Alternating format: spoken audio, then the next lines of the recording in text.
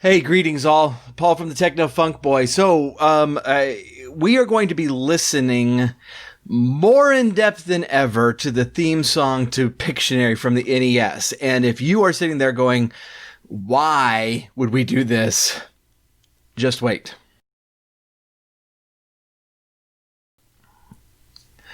So I probably should have looked up exactly how long ago it was, but I did a video where I reacted to a game soundtrack that I'd never heard before, and it was Pictionary for the NES. I said at the time, I really don't understand how this is a thing. I still don't really understand how Pictionary is a game, but it was. And I was, suffice it to say, impressed. If you want to see my reaction, I'll just go ahead and put it up here. But I've been wanting for a long time to do more of a deeper dive into this soundtrack, particularly the theme song. So I also found out that a lot of you were hip to Tim Follin's work way before I was. And you know, and a lot of the comments I got on that video were people going, Yeah, it's like that moment that, you know, somebody hears something they're not expecting, and it's good. It's good. And so I have because of that video, I've listened to now a lot of Follin's work. There's a lot still left to do that I'm going to do videos on. And so if you like this sort of content, please hit the subscribe button, hit the little bell icon. That's going to notify you as to when new videos are coming out. And I really do appreciate an incredible amount of subscribers. You know, for me, who's been a very, very tiny channel for years, and I'm a little less tiny now. I really do appreciate it. It means so much to me when I get that email notifying me that somebody subscribed. I'm certainly not nearly big enough where I take that for granted at all. And so appreciate it. Let's dig in. Forgot to do this. Be helpful, right? Okay, I'm gonna have to fast forward just a little bit. Okay,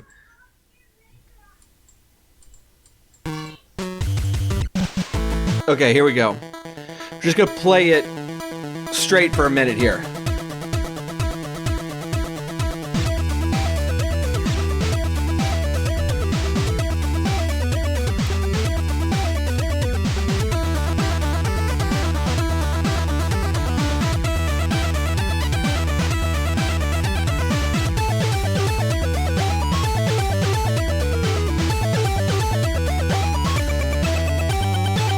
All right, let's start peeling it back. Okay, we're going to jump in. All right, so we're going to start off where we normally start off with the rhythm section. Now, this is the noise channel. Like with most NES composers, drums are actually split between the noise channel, which is going to provide more of like what we consider like the cymbals, and a triangle wave. You see, he's like emulating those crashes right there. All right, let's start it off with the. We're gonna add the triangle wave. Listen to that. Using that triangle for that bass drum. Yeah. Let's start that over. Hold on. I want you to hear this bass drum. I'll take off the noise channel. Okay, all right, so when you hear it in isolation like that, you can tell what's going on. This is just a very low triangle tone, just, you know, popping the sound, immediate release. This is, they do this on the triangle wave track, and that's kind of how they get that effect, and that's why you're not limited simply to the noise channel to get your percussion sounds. All right, so let's listen to this again. Here we go.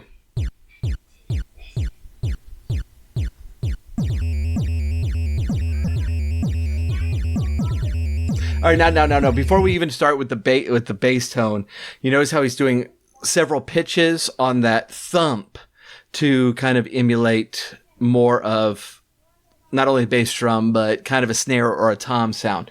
If you would listen to it, let me put in everything again.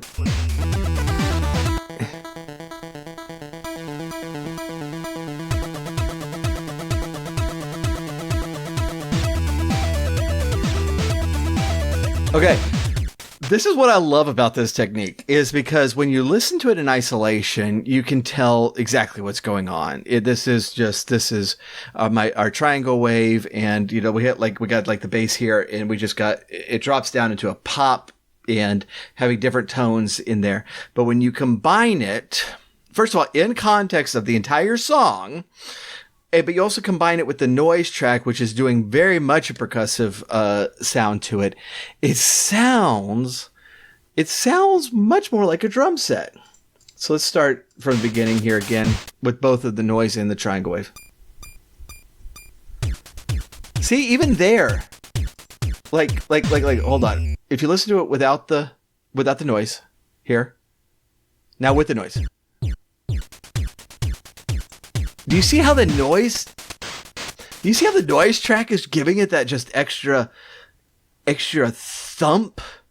That kind of just pounding sound of the foot pedal hitting the bass drum, or the stick hitting the snare, and that it's using. You only have 4 tracks to work with, but these composers in general, and Tim Follin in particular, are so good at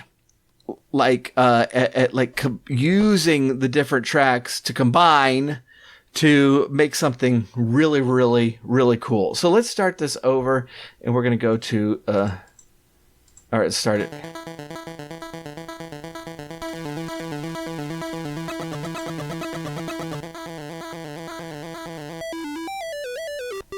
Hold on. I did not know it did that. Hold on. We're gonna.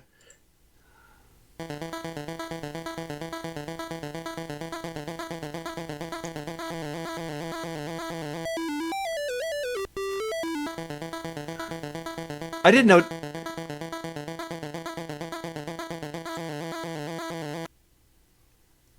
Okay, that's so cool. And all right, let's play it. First of all, let's play it in context. Try to figure out exactly what's going on here. I got to start.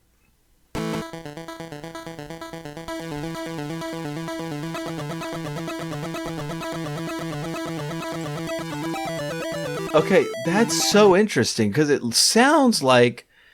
really sounds like a third instrument's being. If you're listening to it in context, it sounds like a third.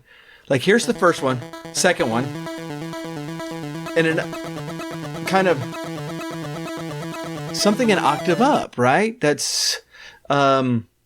Let's think about this in guitar terms, because that's what we're emulating. So we'll start off okay, so this top one is kind of doing like a palm mute type, very staccato sounds. And then we got more of a long tone one that's less punchy, more sustained, even though these are very quick notes. And so there's not a ton of sustain or anything in it. They're just played more fully. But then you get this top that sounds like another staccato palm mute thing. But of course we only have two channels here to work with, and so this is how he's doing it. It's on this channel. Okay, so he's like having one pop, and then the next one immediately afterwards. It sounds like probably an octave up. So ba-da, ba-da, da-da, and that is giving this illusion of a lot more sound. This so cool. And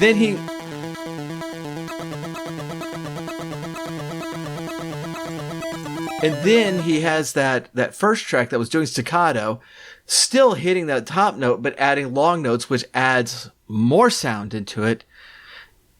Even there, this is why this dude's so cool. This is why this is so cool. excuse me, just the genius of what do you do when you have 4 tracks? And one of them's just noise. One of them's got to be percussion. It's just noise. And so you have 3 tones playing at the same time, but you want to amp it up. What do you do? And this is what you do. Is you let the context of the song kind of cover over the mechanics of exactly what's going on and letting your ear fill in the rest. This is so cool. Let's get past this part. I'm enamored. I'm enamored with this.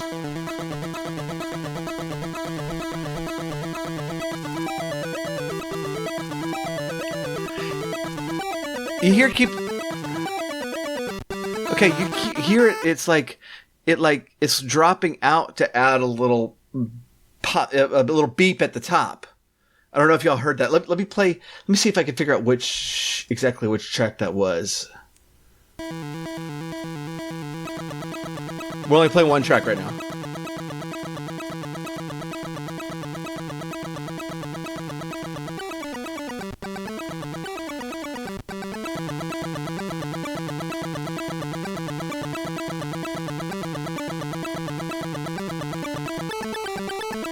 God, this is amazing. He's still using that same technique where he pops the main note, jumps up high, hits it octave whatever higher, and then collapses it back down to the original so that you're getting a lot more going on. And all that's hidden in the beat. So when you listen to it in isolation, you can hear it. But when you're listening to everything else, it drowns out the little dropouts, and it just makes it feel like you're listening to so much more.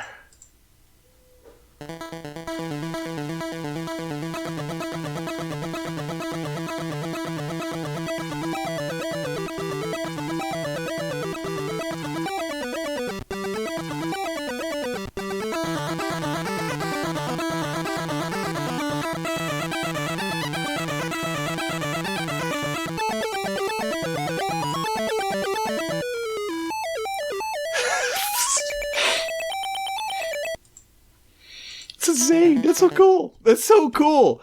That's so cool. Just, I mean, like, okay, let's go back. Let's go back and, cause I could go off on this all day long. I don't want to do that. You're getting an idea of what went into doing this song, but let's do it all back in context.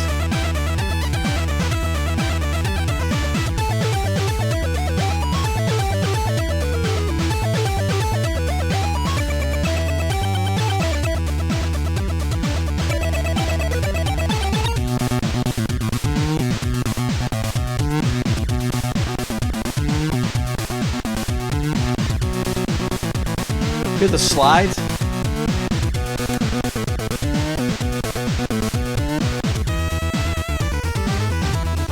Okay, all right. Like I said, I could go off this all day long. Wow. This is, I mean, just the work of a true master. And just being able to wring so much out of a very limited sound chip.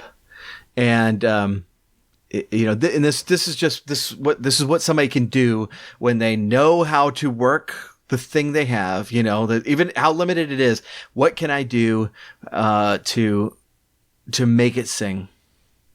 And, Tim Follin is just over and over again, just impressing me to no end with what he's able to accomplish.